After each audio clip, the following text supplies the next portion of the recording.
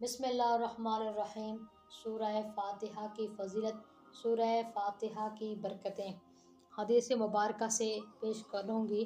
حضور صلی اللہ علیہ وسلم نے ایک صحابی سے فرمایا کہ تجھے قرآن کی سب سے بڑی سورت یعنی سب سے افضل سورت بتلاؤں؟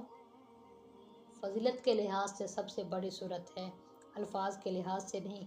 پھر حضور نے فرمایا وہ الحمد کی 7 آیتیں ہیں، یہ سبع مثانی ہیں اور قرآن عظیم۔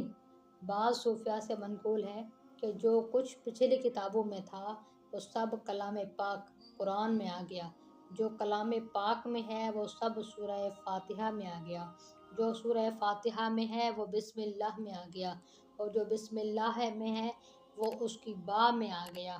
اس کی شرح بتلاتے ہیں کہ با کے معنی اس جگہ ملانے کے ہیں اور مقصود سب چیز سے بندے کا اللہ جل شانہ کے ساتھ ملا دینا۔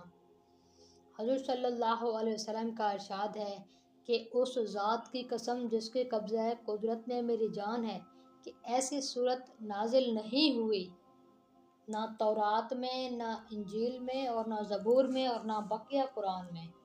کیسی؟ سورہ فاتحہ جیسی صورت پہلے کبھی نازل نہیں ہوئی۔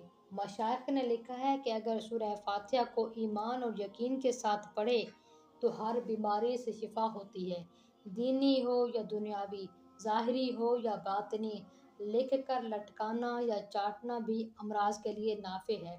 صحاح ستہ کی کتابوں میں وارد ہے، صحابہ نے سانپ بچھو کے کاٹے ہوئوں پر، مرگی والوں پر، دیوانوں پر سورہ فاتحہ پڑھ کر دم کیا۔ حضور صلی اللہ علیہ وسلم نے اس کو جائز رکھا۔ ایک روایت میں ہے کہ حضرت صائب بن یزید پر حضور صلی اللہ علیہ وسلم نے اس صورت کو دم فرمایا۔ یہ صورت پڑھ کر لعاب دہن یعنی تھوک مبارک درد کی جگہ پر لگایا۔ ایک روایت میں آیا کہ جو شخص سونے کے ارادے سے لیٹے اور سورہ فاتحہ قل هو اللہ احد پڑھ کر اپنے اوپر دم کر لے، موت کے سوا ہر بلا سے امن میں رہے گا۔ ایک روایت میں آیا کہ سورہ فاتحہ ثواب میں 2/3 قرآن کے برابر ہے، یعنی 20 پاروں کے برابر ہے۔ ایک روایت میں آیا کہ عرش کے خاص خزانے سے مجھ کو 4 چیزیں ملی ہیں۔ حضور نے کہا عرش کے خاص خزانوں سے مجھ کو 4 چیزیں ملی ہیں، اور وہ کوئی چیز اس خزانے سے کسی اور کو کوئی چیز نہیں ملی، اور کوئی چیز اس خزانے میں سے کسی کو نہیں ملی۔ نمبر 1 سورہ فاتحہ، نمبر 2 آیت الکرسی، نمبر 3 سورہ بقرہ کی آخری آیات، نمبر 4 سورہ کوثر۔ ایک روایت میں آیا کہ حضرت حسن بصری رحمۃ اللہ علیہ حضور صلی اللہ علیہ وسلم سے نقل کرتے ہیں کہ جس نے سورہ فاتحہ کو پڑھا اس نے گویا تورات، انجیل، زبور اور قرآن شریف کو پڑھا۔ ایک روایت میں آیا کہ ابلیس کو اپنے اوپر نوحہ و زاری یعنی خود کو ملامت کرنا اور سر پر خاک ڈالنے کی 4 مرتبہ نوبت آئی شیطان کو۔ نمبر 1 جب اس پر لعنت ہوئی تب اس نے اپنے سر پر مٹی ڈالی۔ نمبر 2 جب اس کو آسمان سے زمین پر ڈالا گیا تب بھی اپنے اوپر ملامت کرتے ہوئے سر پہ مٹی ڈالی۔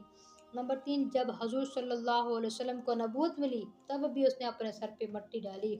چوتھے جب حضور صلی اللہ علیہ وسلم کو سورہ فاتحہ ملی، سورہ فاتحہ نازل ہوئی تب بھی اس نے اپنے اوپر مٹی ڈالی۔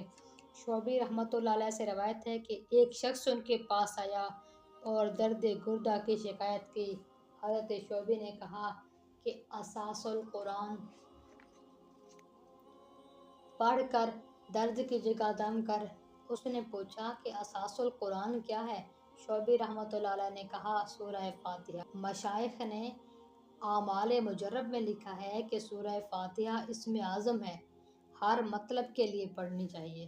ایک روایت میں آیا میرے آقا نے فرمایا تشریف فرماتے بیٹھے ہوئے تھے، حضور صلی اللہ علیہ وسلم نے ایک روایت میں فرمایا کہ آسمان کا ایک دروازہ آج کھلا ہے جو آج سے قبل کبھی نہیں کھلا تھا، پھر اس میں سے ایک فرشتہ نازل ہوا۔ حضور نے فرمایا یہ ایک فرشتہ نازل ہوا ہے جو آج سے پہلے کبھی نہیں ہوا۔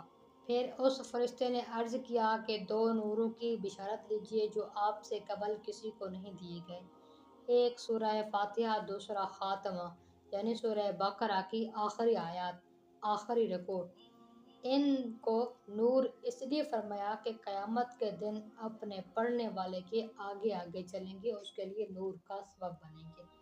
امید کرتی ہوں یہ مفید اور دینی باتیں آپ کو پسند آ رہی ہوں گی، انہیں شیئر کیجیے گا، اس نیکی کو پھیلانے میں ہمارا ساتھ دیجیے، ہمیں دعاؤں میں یاد رکھیے گا۔ شکریہ۔